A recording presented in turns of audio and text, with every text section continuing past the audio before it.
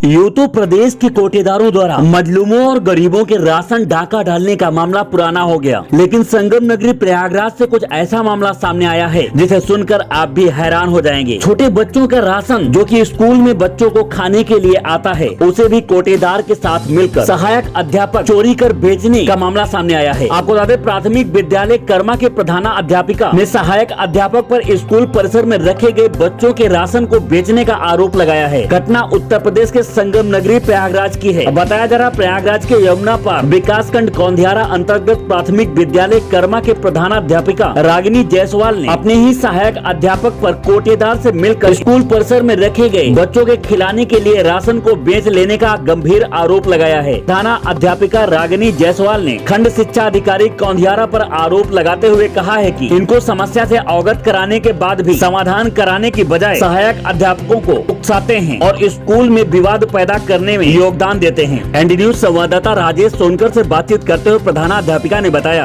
मैं प्रधानाध्यापिका प्राथमिक विद्यालय कर्मा, ब्लॉक कौंधियारा, जिला प्रयागराज।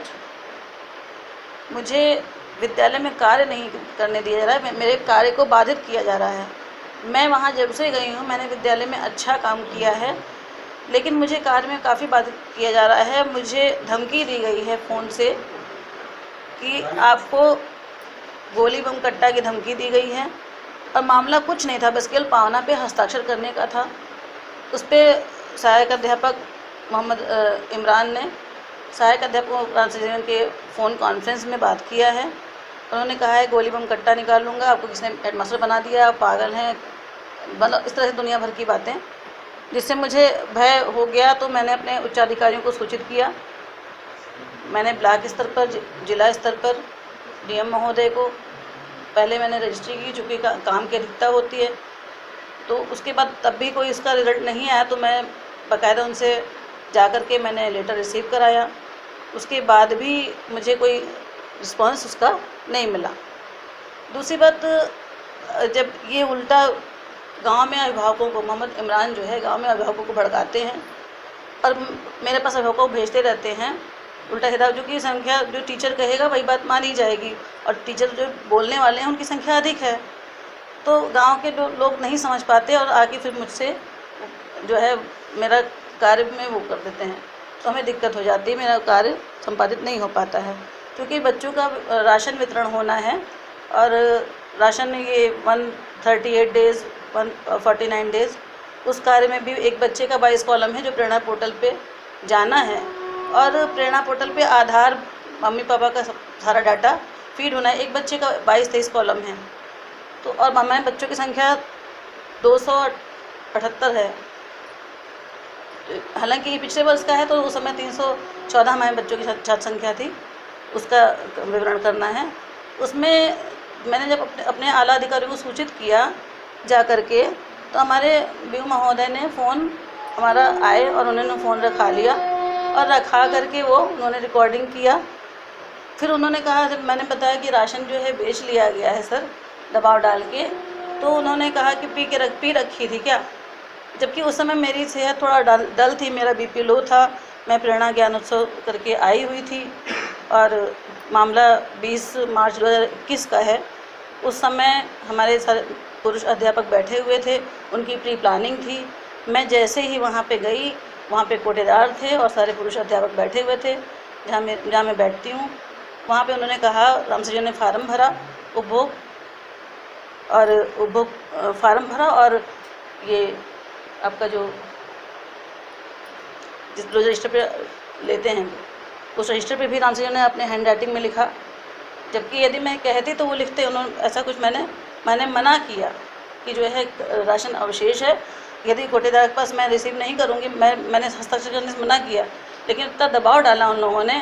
उन्होंने ये समझा कि इनकी सेहत भी डाउन है और ये थोड़ा इनको प्रॉब्लम भी है, तो वो सब हंसने लगे, इन्हें आपको हस्ताक्षर करना पड़ेगा, और मैं घबरा गई, मुझे साइन करना पड़ा। फिर उसके बाद विद्यालय 23 मार्च से बंद हो गया बच्चों के लिए। इस मामले की शिकायत जिलाधिकारी प्रयागराज व बेसिक शिक्षा अधिकारी प्रयागराज को प्रेषित किया है। न्याय की उम्मीद में दरबदर भटक रहे हैं। यदि विद्यालय परिसर में रखे गए राशन को इस तरह से चुरा कर बेच लिया जाएगा, विद्यालय में आने वाले बच्चों के खाने के लिए समस्या आ जाएगी। खंड शिक्षा अधिकारी लगातार सहायक अध्यापकों को सह देते हैं ताकि विद्यालय में किसी भी प्रकार के विवाद चलते रहें और इस विवाद के बीच वह अपनी मंशा पूरी करते रहें। जिलाधिकारी को जल्द इस मामले पर निर्णय लेना चाहिए। ऐसे दोषी सहायक अध्यापक पर कार्यवाही करना चाहिए। साथ ही ऐसे दोषी खंड शिक्षा अधिकारी की भी जांच करने की जरूरत है। यदि सहायक अध्यापकों को सह देकर विद्यालय परिसर में रखे गए राशन को इस तरह से बेच लिया जाए तो विद्यालय परिसर में आने वाले बच्चों को भूखा रहना पड़ेगा। अब देखने वाली बात होगी यह मामला सभी के सामने आने के बाद क्या ऐसे दोषियों पर कार्यवाही होगी। ऐसे दोषियों पर कार्यवाही हो, इस बात का इंतजार आपको भी रहेगा और हमें भी। बने रहे एनडी न्यूज के साथ और देखते रहे देश दुनिया की ताजा खबरें सबसे पहले। एनडी न्यूज के लिए प्रयागराज से इस स्टोरी को कवर किया है राजेश सोनकर ने और उनका सहयोग किया है प्रमोद यादव ने।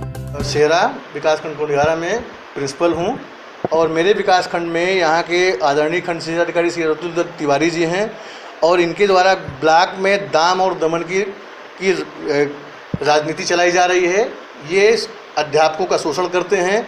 कंपोजिट ग्रांट में इनको 20% कमीशन चाहिए, ड्रेस में इनको कमीशन चाहिए, हर एक मद में इनको कमीशन चाहिए। अगर आप कमीशन नहीं देंगे तो हर संकुल में, मेरे विकासखंड में लगभग 7-8 संकुल है, हर संकुल में शिक्षकों को ही उन्होंने एजेंट बना के रखा है और वही वसूली का काम करते हैं।